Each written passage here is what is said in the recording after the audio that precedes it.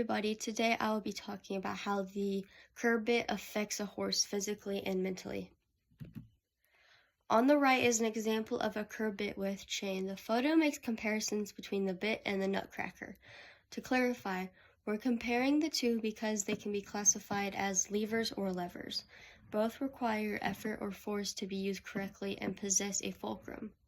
On the lower part of the screen shows a geometric formula we'll be using, basically translating to if you, the rider, uses a pound of pressure on the reins, the horse will receive 4 pounds of pressure through the reins and into the bit, which will cause pressure in their oral cavity.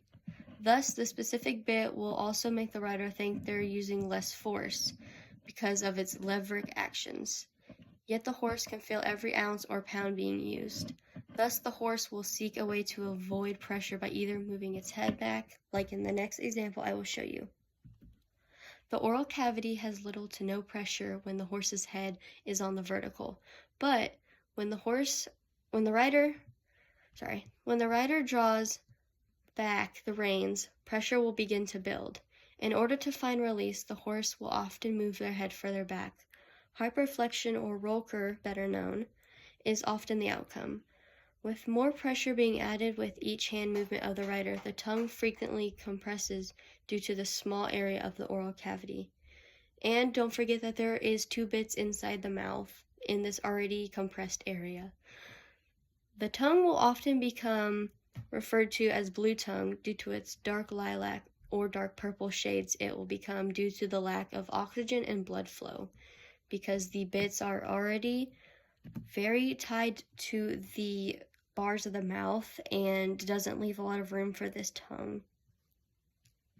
Gaping mouth is common among horses as they seek release by moving their heads behind the vertical due to the pressure of the bit being too much for them.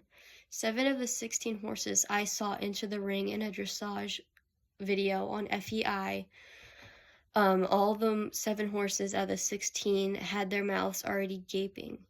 And mind you that they're also ridden in a warm-up arena like this, so the pain is already probably a lot before they even enter the ring and start their movements. And the tongues become dark purple over the usually 8 minutes of this little dance. On the left shows a good tongue. This tongue has pretty good blood flow, although the horse is seeking relief by sticking their tongue out. It does have good blood flow to it, and it has a nice pink color. For the most part, it is a healthy tongue. Moving on to the photograph on the right.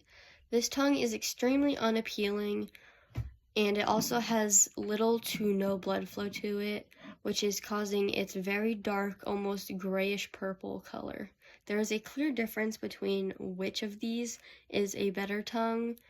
Earlier I mentioned the vertical. Horses will often seek release from the pain in their mouths by moving behind the vertical. Hyperflexion, aka rocker, is a whole nother subject that I will cover in another video, but for right now, I'm just going to cover this. Here's a little quick difference between all of these areas. So this first photo on the left shows a horse above the vertical. This horse could be hollow, but I'd need a better photo of the whole horse. The one in the middle shows a horse on the vertical. And then this one on the right shows a horse in hyperflexion or rocker. I discussed the nutcracker effect and the absence of blood flow to the tongue on the slideshows, and how the curve bit with the chain affects the horse's oral cavity. I hope you enjoyed this video and got to learn something new. Bye!